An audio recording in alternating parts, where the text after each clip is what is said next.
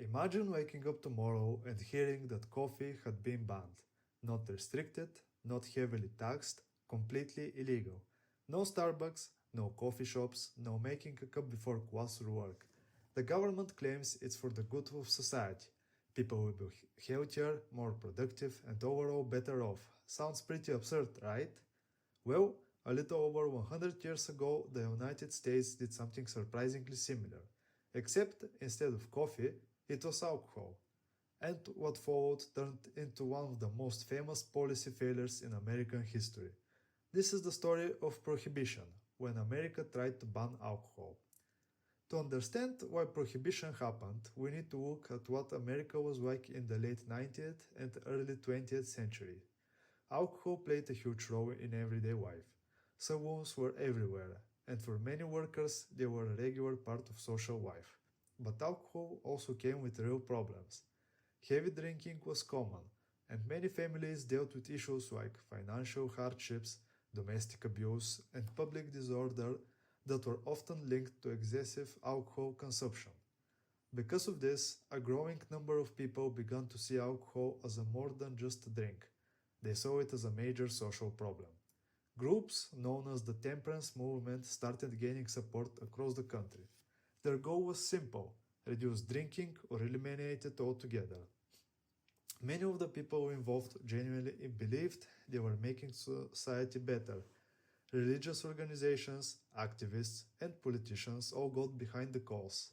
Eventually, support became strong enough to make lawmakers push for something that seemed almost impossible: a nationwide ban on alcohol.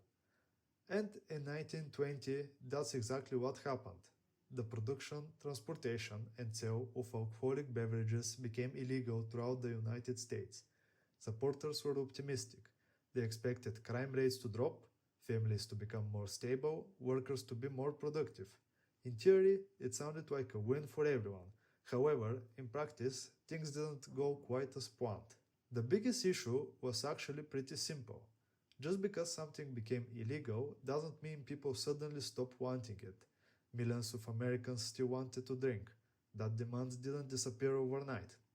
Instead, it moved underground. Almost immediately, illegal bars known as speakeasies started popping up across the country.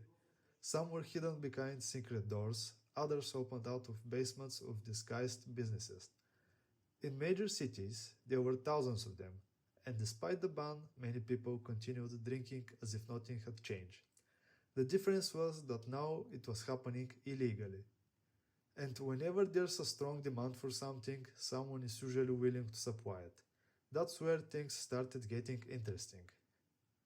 Prohibition ended up creating an enormous opportunity for organized crime. Since alcohol could no longer be sold legally, criminal groups stepped in to fill the gap. Smugglers brought alcohol into the country, bootleggers distributed it, and illegal breweries produced it. And the profits were massive.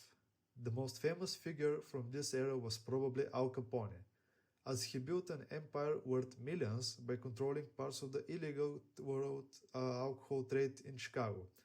What's ironic is that a policy designed to reduce crime ended up making criminals richer than ever.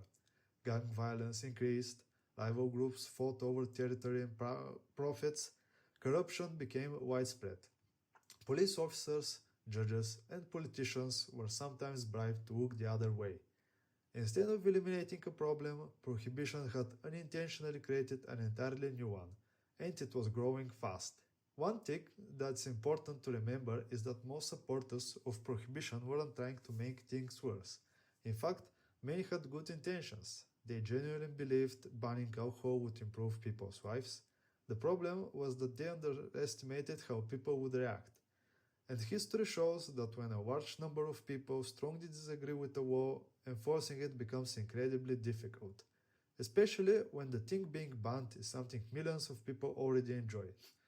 Rather than eliminating alcohol consumption, prohibition created a huge underground economy.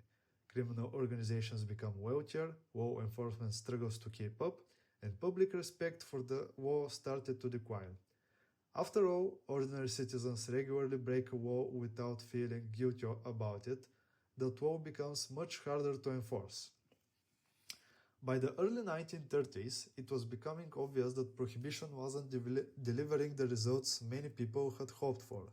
The government was spending huge amounts of money trying to enforce the ban, organized crime was thriving, and public support for prohibition was fading. Then, the Great Depression hit. The economy was struggling, unemployment was high, and governments were desperate for additional tax revenue. Suddenly, legal alcohol looked a lot more appealing. In 1933, prohibition officially came to an end. The nationwide ban was repealed. After 13 years, one of the most ambitious social experiments in American history was over. More than a century later, prohibition is still one of the most interesting examples of unintended consequences in politics. The idea itself wasn't completely irrational, its supporters believed they were solving real problems, but the result ended up being very different from what they expected. Instead of eliminating alcohol, the policy helped fuel organized crime, corruption, and a massive black market. It's a reminder that in politics, coming up with an idea is only half the battle. The real question is what happens when that idea meets reality. And in the case of prohibition, the outcome surprised almost everyone.